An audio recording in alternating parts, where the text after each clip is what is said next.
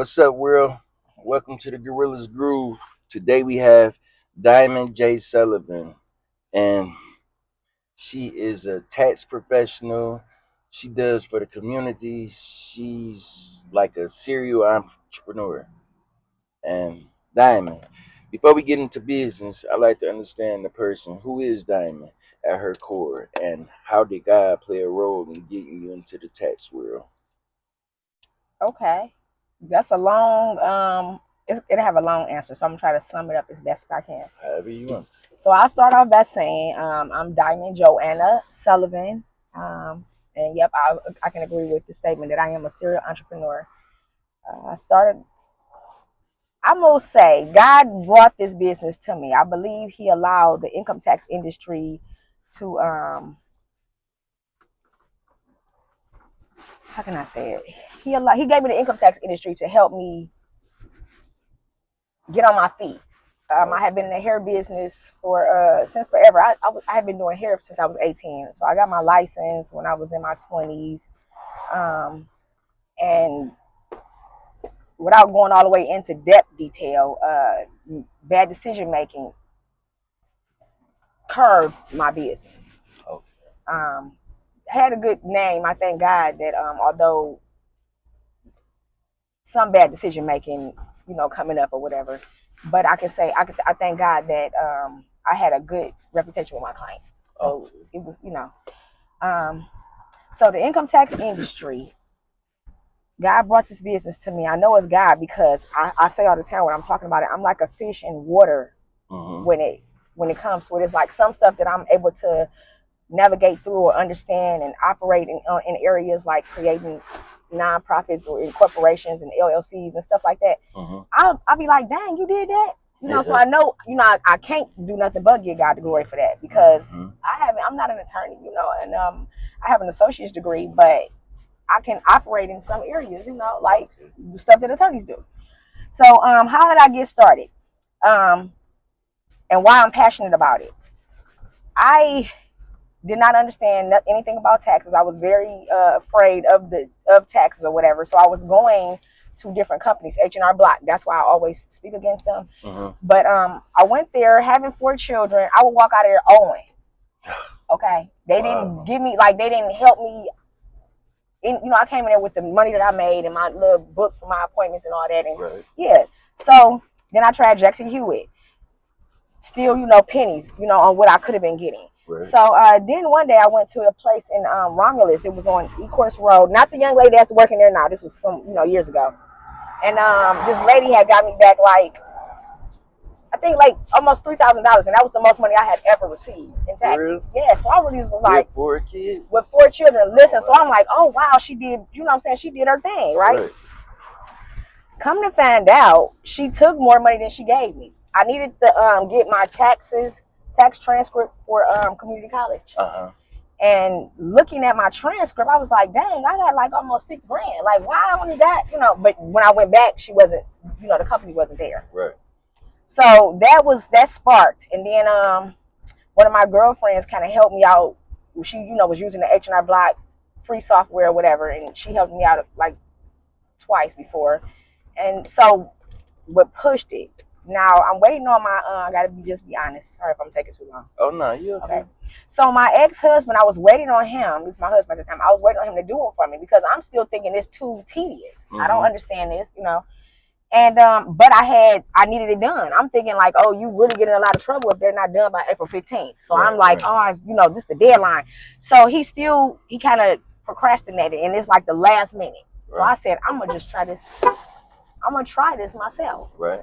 And I worked on it, and then once I got myself a couple thousand, I was like, okay, I'm gonna just, stick with this, send it off. From there, I was like, let me take the class. I took the class with H&R Block. They didn't hire me, but it was very informational. I think the class was a couple hundred. I don't remember. They, big book at this time. They didn't hire me. I had a felony. Okay. So,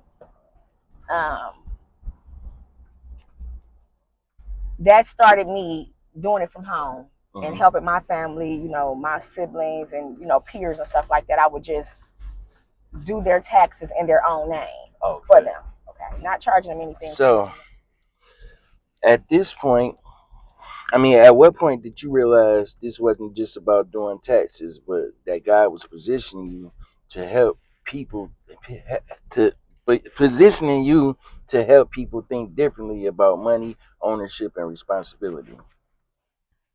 So, I looking back on when I first started, or just looking back on life period, I always looked to help people. I always wanted to. That's a part of me. Like I don't know if I was raised like that. If it was still intentionally, God still developed me like that to always go into a situation on, okay, what could I give? Mm-hmm.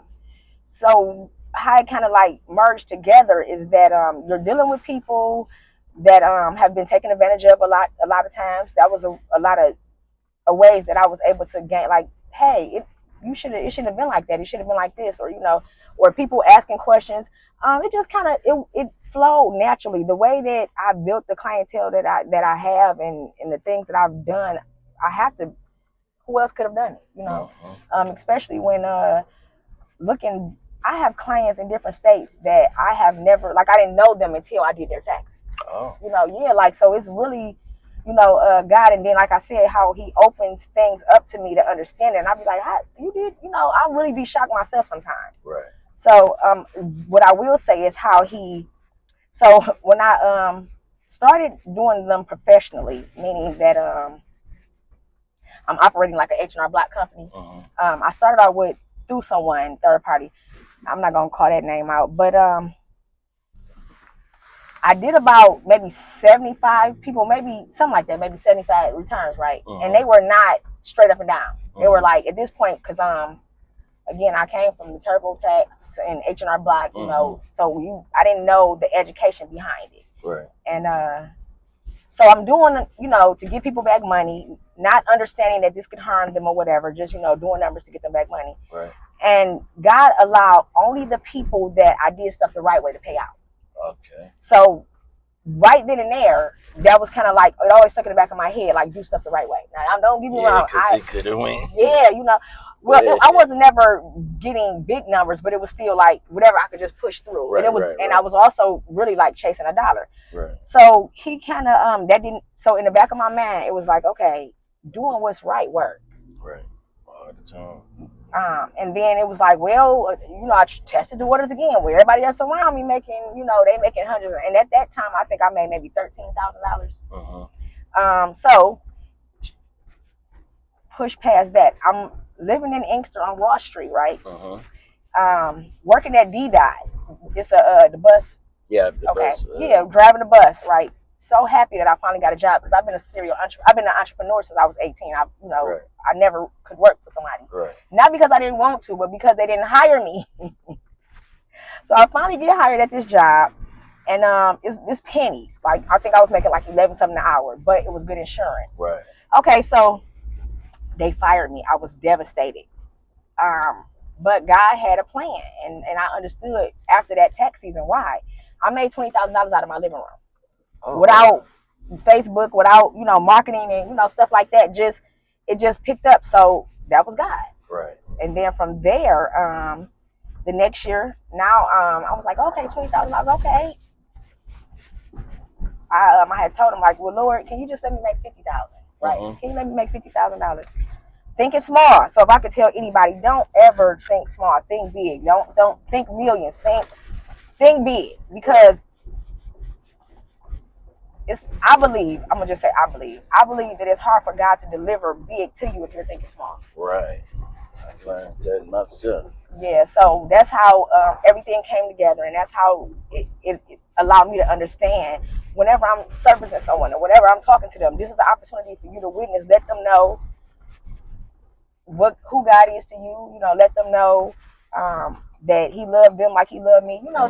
Just being honest. I'm not religious, but I believe in God. I've experienced God. Heavy faith. Yeah, you got it. Yeah, yes. Before I even really knew, So if that answers the question, it come together because you dealing with clients, you hearing their stories or whatever, you're helping. Anytime you're talking about money with people, they got their ear. Right. So naturally, what's in me come out. Okay. So look, I talk to people every day who work hard but still feel behind. From your perspective, what are W-2 earners and entrepreneurs missing when it comes to income taxes and stewardship? So stewardship, I still need. I won't say I'm not a good stewardess, but I'm gonna say I could do a lot better than what I do. Okay. I'll tell you about that story another time. Okay. But for W two employees, I honestly believe that everybody should have a business. Right. And the reason for that being is because there's two ways to do taxes. You have your personal taxes, you pay in personal taxes. You have business taxes. Right. Well, you can control what you pay because the business rules state that almost anything is a write-off when it helps you build your business. Okay. So, not to ever encourage anyone to defraud the government, but I do encourage people to structure themselves, be a planner, or deal with someone who can help you plan so you can pay the right amount of money. Because even on a W-2, if you go in and do your W-4s and they're done incorrectly, you're going to end up owing. And the W-2 employees get hit the worst because they can come just garnish your payroll 25%. I've been there. I've been there for real. So I think teaching, educating people early on, even our children, like these kids need to learn, and this should be a part of high school. Like a lot of people feel like the IRS is robbing them. Why do you think that frustration is so common? Well, because so I think people may or may not understand, or maybe not even care, that the government doesn't. They're a business, they're an entity, right? Right. So when your job tells them, oh, she made $40,000 or $50,000, and she has, or he doesn't have any dependents, then they feel as though you are required to pay, a certain amount of money. So take those numbers up. They are getting robbed, especially once you make $50,000, $60,000. I have individuals that made $170,000, right? They paid $30,000 into federal taxes. I'm not talking about Social Security and Medicare tax. I'm talking, or state taxes. I'm talking 30 grand in federal alone. And the government still said they want another $4,600. Still want another $4,600. And right. By law, that's what you have to do because you didn't structure your life. You didn't plan. If you don't plan, you're going to plan. Yeah, like when people hit the Mega Millions, become a billionaire, Yeah. one for a couple minutes, and when you actually get the money, it's they take 500 million. Right. So yeah, I understand. Like that's weird. But that's the way it's structured. That's the way it is. Whenever you're a W-2 employee, they feel as though when you make a certain amount of money, they have the right, or they are entitled to some of that money. So they are entitled to some of it because taxes pay for schools. It pays for the roads, even though our road raggedy. It pays for Tony finally got to work. It pays for the defense, the police. It pays for insurance. It pays for Section 8. It pays for food stamps. It does pay for things. However, it's only fair to save yourself. You could pay something, just $30,000 off one person is a bit much. Yeah. So that is robbery. Okay. All right. I'm sorry. It's okay. One thing I noticed: people chasing refunds instead of plans. What's the difference between tax preparation and tax strategy, and how does faith influence the way you approach that? So a lot of people do chase refunds. I think people that chase the refund is because maybe they're not open to planning for their future, or maybe because did I ever chase a refund? I don't want to say I chased one, but I didn't plan. You know what I'm saying? So it was like, okay, I got this refund. I'm gonna spend this money. So being a tax strategist is not for everybody.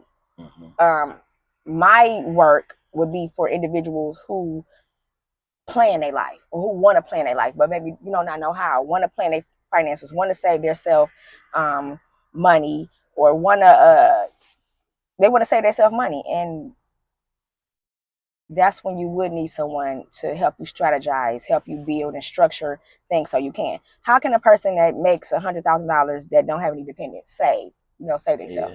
Yeah. That's where the attack strategist would do.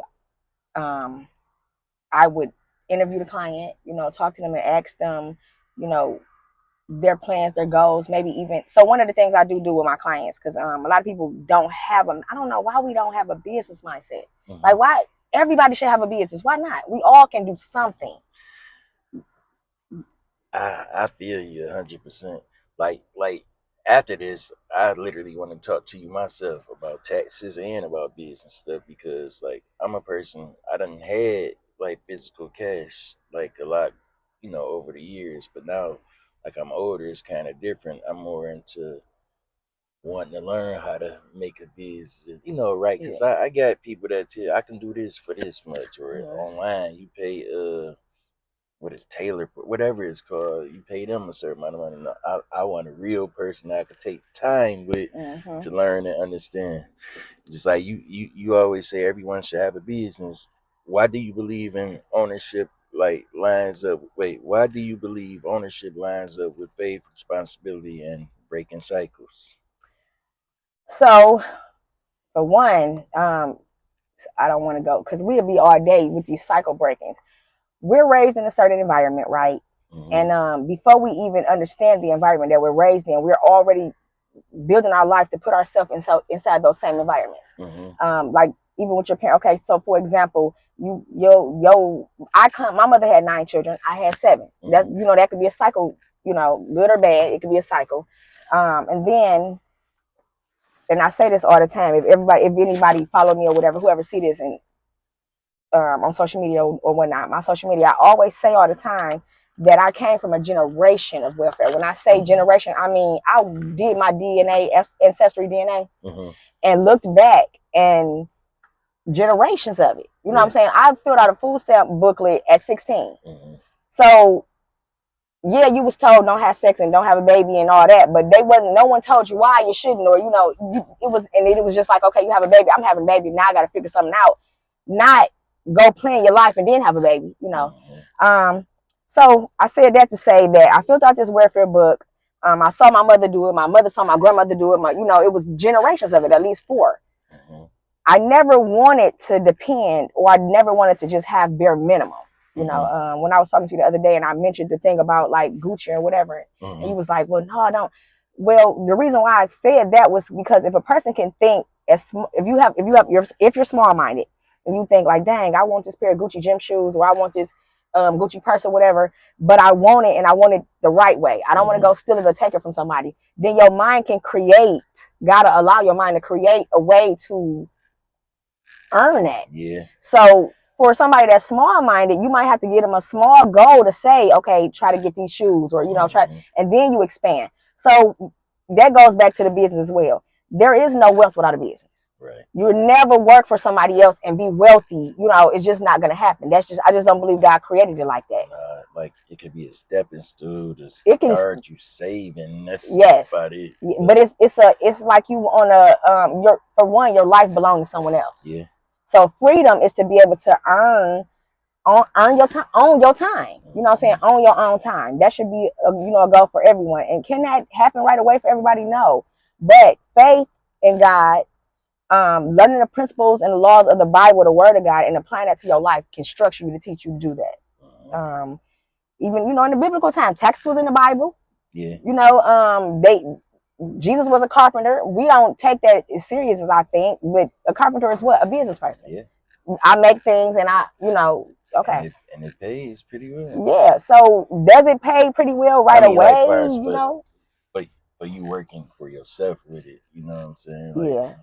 It starts off all right, but I ain't gonna say it like not right away. Sometimes, but yeah. So having understanding your purpose, understanding your gifts, understanding things that might excite you or aggravate you, kind of align with business. So for example, if it bothers you that little boys don't know how to tie their shoes, I'm just using it just as an example. Well, then you figure out a way to solve that problem. and there's a business. Yeah. Every business comes with a problem solving. Yeah. Every business comes with a service. You know what I'm saying? Something like, why would this person pay you? Yeah. So, and I'll put that into the income tax industry. I know that I'm successful in this business because I problem solve naturally, for individuals. Yeah, that's what it is. And not tooting my own horn because again, to God be the glory. Yeah, God be the glory, Yeah. for real. So. And you, like, what I noticed was, like, you got the will. Like, I just see it in you, and like I believe you gonna go way further. When you talk about being a serial entrepreneur, it sounds bigger than money. How does faith guide how you build multiple streams without losing your values? So I was a couple days ago really like feeling like, not, of course I couldn't give up, but I wanted to have that feeling like I'm tired. I want to give up. I was telling God, I was like, Lord, like I'm doing everything. I'm really tired, literally, and I'm like, and it's just not enough, you know. And I felt like He told me that's because you're doing, everything, and it took me back to this is a little far off, but it's still a. So each year for me, it's like, okay, I want to make $1 million. Well, I want to make 300,000. I want to make 200,000.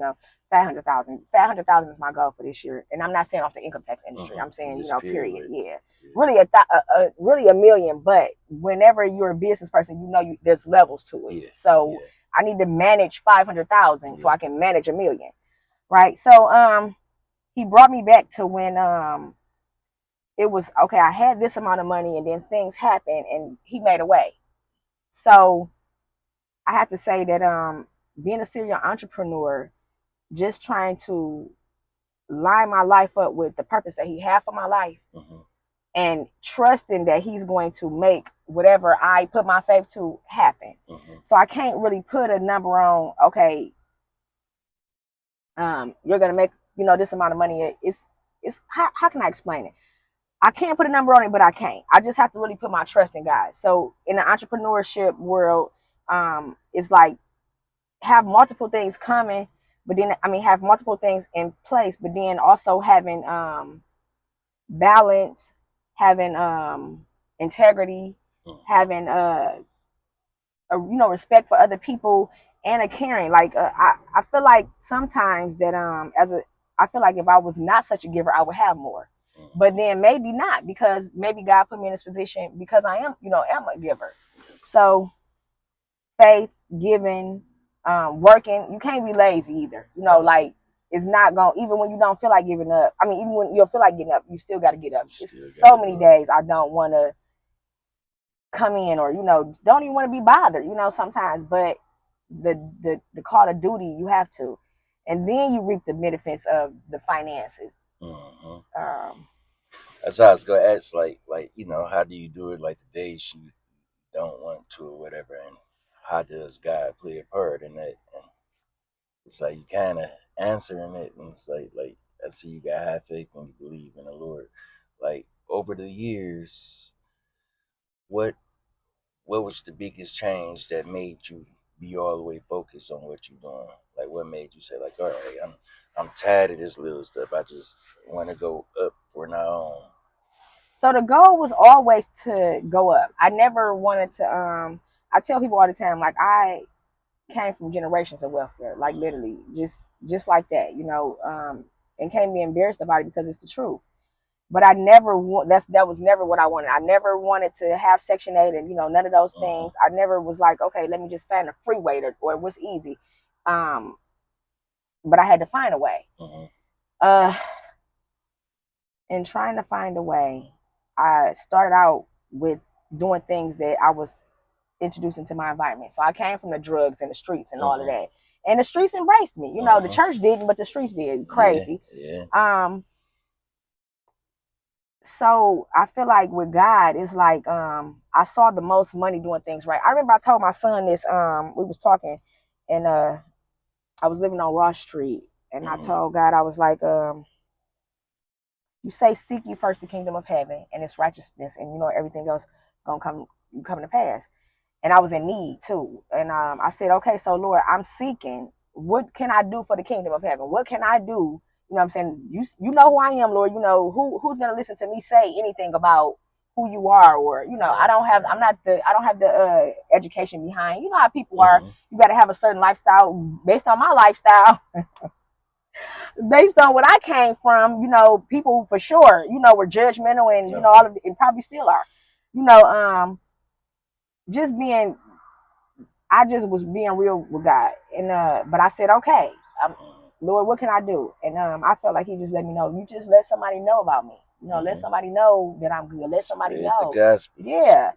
And things started shifting, and it just went from there. And the more it shifted, the more I was like, I want to do stuff the right way. I was telling my son, I was like, y'all seen this and that, and it might have looked like we was. I said, but I made the most money when I start applying the principles of God to my life. Yeah. And it ain't no looking over your shoulders, or there's no bad luck behind doing things the right way. Right, not at all. So that's that faith, the principle, understanding, or just having a heart to do right. You might not know how to do what's right all the time, but I want to do what's right. Okay. Now let's talk a little bit about your actual business. What's the name of your business? So I'm gonna put a plural on that because I have businesses. Well, all of them, because I was gonna ask about the daycare also, but you can just say all your businesses. So the hair salon right now was closed down. Well, I don't want to say it's closed down because my daughter still she has a suite and she kind of keeping that going. But the hair salon, that's what started. I've had a couple of salons, and the income tax industry kept the hair salon down the street from the daycare open. It kept it open for like 2 years because it wasn't making any money, but the income tax industry allowed me to pay the bills. Right. So the daycare, that's my new baby, and I just got it open. Again, the income tax industry did assist with that as well. But you know what else? Grants. People want free money. You don't want the IRS money. You want free money that ain't gonna get you in no trouble. Yeah. But you need the IRS structure. You need to be, in line with your taxes and your business bank accounts to get the grants. So that's something else that I'm starting to learn about. I've been in the grant world for about 2 years now. Okay. Yep, and I've helped other people get grants too. I'm gonna talk to you about. I'm telling you, I'm gonna get on your nerves. Because it's a blessing in your helping. Helping the right people though. Yeah. So them your businesses, but where are they located? So each one of them, if you don't mind. Now this is funny. I was talking to God again. I was saying I was having my little pity party with God the other day. Like, I'm tired, and I'm in the city of Inkster. So I was like, Lord, you send me back to the place where I have my reputation. Like, I could have went to Georgia and nobody would have known. I would have been just like a princess out of But you sent me back to where I have the most spotted background coming from. I believe that's a good thing, though. I think it is somewhat because I feel like I could talk to other young ladies and they could probably receive. They won't take me as being judgmental. Yeah. So you say all your businesses in Inkster. What's the address of your tax place and daycare? So we have one in Detroit too. Detroit and Inkster. Yeah, yes, sir. Oh, that's cool. But so we'll speak about the Inkster.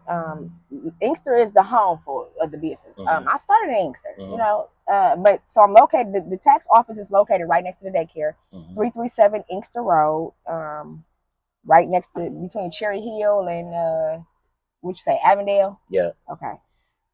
Yep. That's what, and I would also call this the main office. Okay. Yes. Now, do you take walk-ins? So we're still working on that.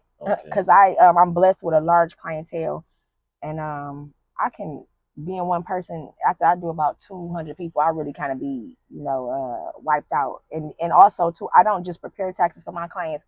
I'm like I said, a tax strategist. So I'm in a business. Yeah, yep. And then I'm business bank account, all of the above. So after you operating like that for that many people, that's kind of a lot. I do have other people that work with me.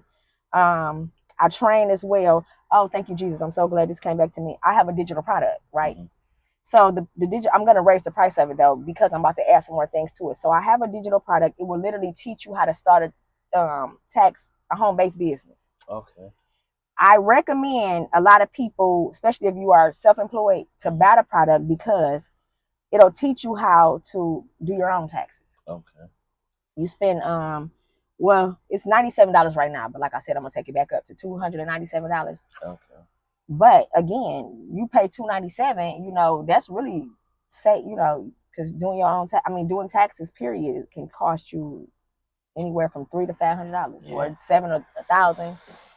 And this is a step by step. It even teaches you how to retain clients. It teaches you how to gain clients based off of your they call it paying purpose. Mm-hmm. So it breaks it down. It gives you all the tools and websites and stuff you need to be able to be in compliance with the IRS and understand the basics of tax preparation. Okay. So I'm gonna start pushing that again. Where can people find you, like social media or and your phone number and stuff, whatever, to contact you first to do taxes or to contact you first? Financial advice or anything? Or okay. Daycare. Okay, so social media is a tool that we definitely is a blessing to us. We can market and everything and be able to examine a person. Everything that look good ain't good. Yeah. So you want to examine that individual, see how they talk, see what they doing, because somebody doing your taxes incorrectly could cause you. It can ruin your life. Life hiccup. Yes, it can. Yes. Take it from somebody that been there. But okay, so how can you find me? So social media, Diamond Cuts Taxes or Diamond JD Sullivan. Well, my cell phone number is out there, so I'm okay with giving that out. Business, That's 313-772-3029. I don't want to say I accept walk-ins, but I will say like on Wednesdays and Saturdays, and I think we're working on something for Sunday where we're gonna accept walk-ins. Because it is, like I said, I have other people that work with me, and I will say this: anybody that works with me is just like working. It's just like working with me. Like if you come to someone, like if you come to my daughter Andrea, that's coming to me because we all operate the same. At the end of the day, everything comes through me first before you send it out. Before I send out, yes, and then proof checking it and everything. Definitely, and proof checking them. I have trained a lot of people. I've worked with a lot of people, and I'm able to discern. Oh, you just about yourself. Oh, you ain't in it for the right reasons. And I'm not judging them, but to be connected to me, you have to not be like me, but at least operate with the integrity that I have. Not your money and forget their money. You know what I'm saying? Their money is my money. If you don't get paid, then I don't get paid. Or, that's a good thing because you actually care. It ain't all about a dollar. You want this right because if it's not right, it can affect everything, not only you, but the people that you do it for. So I do. Yeah, definitely. Appreciate that in you. I built different when in doing some people like I had this individual and I'm like I shouldn't even be doing this taxes. This is simple. You know what I'm saying? I shouldn't even be doing it. I don't want to say it's below me, not like that because I'm humble, but it was just like I shouldn't even be doing this. One of the kids should have been doing it, but he wanted me, right? He wanted. So in me doing it, I said, and I'm just being honest. I'm like, God, he done got on my nerves. This is going up, and God was like, no, it's not. You know what I'm saying? Like, no, it's not. And I was like, all right, let me put it back. You know what I'm saying? But that's just the integrity walk. That's a walk with God to hold you accountable when ain't nobody around. It's just me and him. Nobody can see. He wouldn't know. He probably wouldn't even care. But God cares. He like, no, it's not. Put it back. And I was thinking like, well, but then I'm like, no, because what's going, right. He deal with me different. So like, is it anything you wanna say or giving advice on taxes or giving advice on anything or all the above before we head out? And I like to say this is part one of our video. I'm saying part one because I see multiple videos with you just on the stuff we both had to talk about on and off camera. Okay. But is anything you like to say or any of that, giving advice for taxes, giving advice for anything, or Anything you like to ask me? Anything. So I will say this. I thank God for the opportunity. Like, you are such a sweet person. I always knew that, though. Like I said, I told you. Like, I remember, kind of growing up with you back from Andre and everything. And it's just, God is like so strategic how he brings stuff, back around. And then I see wealth on you, So I believe that God gives us the power to get wealth. And that's where people really have to like dig into, unless you're gonna sell your soul, and I ain't doing that. So when he tell us that, he says that God gives you the power to get wealth. And I really feel like it is a power tool. You really have to like tap into. That's my advice. If you somebody that want more than what you have, if you somebody that you want to do what's right, because it also tells us that illegal wealth gotten will soon be demised. So I would encourage anybody to, for one, have a belief, like believe that you can do it, or just want to do it. Just want more, and then just really tap into God. Something simple is like, Lord, help me get 10,000, help me get 20,000, help me get 50,000. Lord, help me get 1,000,000. Yeah. The right way though. Yeah. It's gonna come for you. Yeah, it's gonna come for us. Yeah. I feel like it's gonna come for us. And I don't think it's gonna be hard.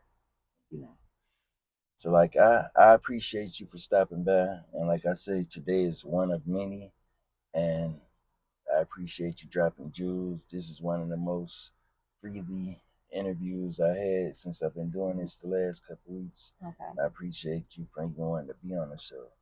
The name of the podcast is Gorilla's Groove. So I always ask everybody this: what puts you in the groove? What puts me in the groove? Well, riding with you. That put me in the groove. And I like this is really a great idea. I felt so, I gotta laugh at BP because BP texted me like, he gonna pick you up. I was like, well, I'm gonna bring my dog. Like I had so many different, and then I was like, pick me up. He like, well, what's wrong? He like, you in good hands. I'm like, why I just can't follow him? You know what I'm saying? I'll just be honest. Yeah, I ain't got no problems with nobody out here. I'm one of them ones that can go anywhere out here, like, cause I treat people I want to be treated. The Bible tells us that too. But now that I instantly, you said I just can flow. No, I was comfortable. The energy is good. You have such a good, godly, sweet spirit, to you. And so it like I know it's going somewhere. I'm happy to be a part of the Gorilla in the Groove, and I'm gonna be excited to like see it do big things. My man went into you being you in history in the making. Like I said, I appreciate you for coming on. Again, we got Diamond Cut Taxes. We had a couple flaws today. I believe that it was the devil trying to work, but at the same time, God got us. We still getting it out. And thank you for coming. Y'all will see her again. Again, Diamond Sullivan. Diamond Cut Taxes. Can holler at her for taxes or the daycare or just to talk, because she's a great person. Anything else you like to say? We're starting a nonprofit. I started a nonprofit. I do nonprofits too, so that's something that so you can be able to whatever way God leads you. But I have a nonprofit for young ladies. I started it from 13 to 18, but now I'm gonna go from 13 to 24, and it's a 7-week process, a 7-week different things. But one of the weeks I'm gonna basically give them the basic tools about taxes. Okay. I feel like that should be in high school. Remember I was saying that earlier. But there is no wealth without taxes. So and then I also have a book that I wrote as well. Oh. Yeah, I did. It's called. It's out now. Yeah. Oh, what's the name of it? It's Diamond in the Rough. I'm revising it because when I wrote it, I really wrote it to that 12-year-old young lady. To navigate her from the mistakes that I made, being a teenage mom and everything. And it's okay if you do that, but it's okay too to plan your life and plan your child. Okay. So I want that message out to young ladies. It's okay if it happened. Okay. But it's okay to make it happen, once you're established and so yeah. Well, cool. Then again, thank you for being on here, y'all. We got Diamond. Get at her. I hope y'all like this podcast, and y'all will see her again soon. Yes, thank you. All right, see you later.